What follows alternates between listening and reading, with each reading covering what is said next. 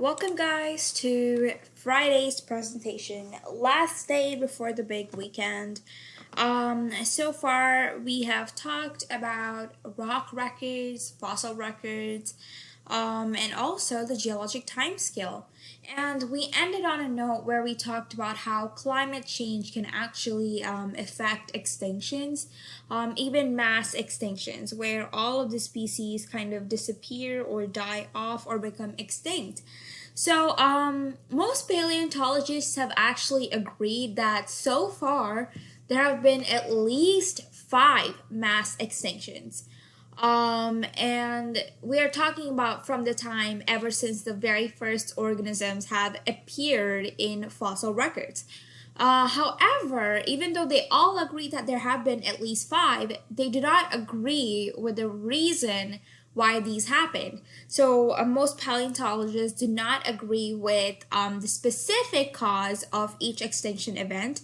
And that is kind of because fossil records, like I've said before, are incomplete.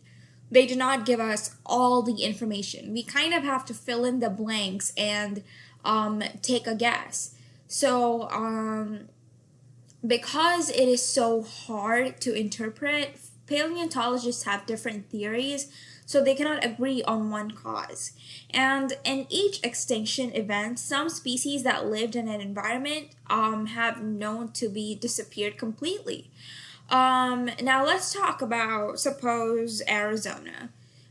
If there was a mass extinction event in Arizona, we're saying that maybe all mushrooms in Arizona went completely extinct because of some reason. But that doesn't mean that all the species of plants and animals went extinct. We're only talking about one specific one, right? We're only talking about those mushrooms. But other species that lived in that very environment could have survived for many more millions of years. For example, basil plant, right? We know that basil still exists now, and we know that basil has been around for a very long time. So in Arizona, if there was some huge climate change or climatic changes in the environment, just because the mushrooms went extinct did not mean that the basil went extinct too. So it really depends on the need of individual species and how that is being affected by the change in climate, right? And scientists kind of hypothesize, if you remember, hypothesize is to make an educated guess, that changes in the Earth's climate sometimes disrupt environments and results in the mass extinctions of organisms. And one such thing that we can talk about, one such change in climate or change in environment that can cause mass extinction is actually global cooling. We've all heard about global warming, but global cooling also exists. It's basically when airborne ash from volcanic eruptions. So when volcanic eruptions happen, there's ash coming out of the mouth of the volcano that kind of like falls down, and these airborne ashes or debris that is thrown into the atmosphere by asteroid impacts. So when asteroids kind of land on the surface of the earth, they throw debris and dirt flying into the atmosphere, right? So these are when these happen, when there's airborne ash or airborne debris, it can trigger global cooling. And such events, what they end up doing is actually they kind of decrease the electromagnetic radiations that we receive from the sun. So when the electromagnetic radiations are decreased, the global temperature also kind of ends up decreasing.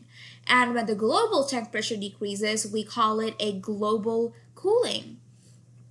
And during global cooling, large amounts of Earth's water are kind of frozen in ice sheets in a process called glaciation. So it kind of like looks like huge ice blocks. So almost all of the Earth's water or large amounts of Earth water kind of like gets frozen. And because it is frozen, see, water molecules kind of like stick to each other more. They're more solidified. So as a result, the level of sea also kind of goes down, and see, like it says here, glaciation also results in lowering of sea level because of the because such large amounts of Earth's water are frozen. They're more compact. They stick to each other. The water molecules stick to each other more. They're solidified, right? So there's a lower level of sea water. And let's take an example. So during the glaciation, or the last glaciation that we know to have occurred, was approximately 20,000 years ago. And in when that happened, when the waters in the earth kind of solidified, when they became frozen, when they took an ice form, the glaciers in North America were about 500 meters thick, or zero point 0.5 kilometers thick, and the sea level actually became 100-meter lower than it is today. Um, and this is a picture of some glaciers that we can see. And here, if you can see, there's sea level or water level. And a lot of water kind of solidified. They can also become icebergs. And when that happens, it can change a lot in the environment. It can change a lot of extinctions to happen. What if this was an area that normally had warm temperatures, right? So now plants or animals that are thriving in this area can no longer thrive. So there will be mass extinctions, right? And Earth's climate frozen in time. So because of such events, a record of Earth's climate is actually frozen in glaciers and polar ice sheets.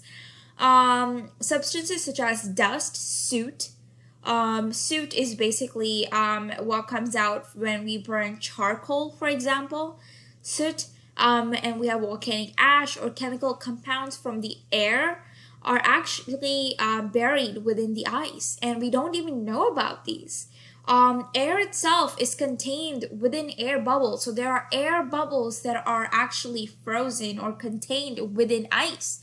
And sometimes when scientists conduct experiments, when they go on expeditions, they kind of drill out cylinders of ice, especially in Antarctica where we have a research base. They kind of go and drill out cylinders of ice, which are known as ice cores, to kind of obtain the trapped atmospheric gases and particles. And when they study these atmospheric gases or atmospheric particles from the cylinders of ice, they show the composition of the atmosphere at a given particular time in the past, right? So learning about the composition of the atmosphere at a given time can actually tell us a lot about the climate in that time. And this, for example, is some scientists on an expedition. You can see them drilling out blocks. If you see here, right here in his hands is a small cylinder or a small cube of ice. This actually has, even though we can't see it, this actually has air bubbles, soot, volcanic ash, dirt, dust particles, etc., or chemical compounds that will probably tell them a lot about a specific geologic time. And that is all I have for you today. I hope you guys have a great, great, great weekend. Please don't forget to turn in your work. I will see you guys later. Bye.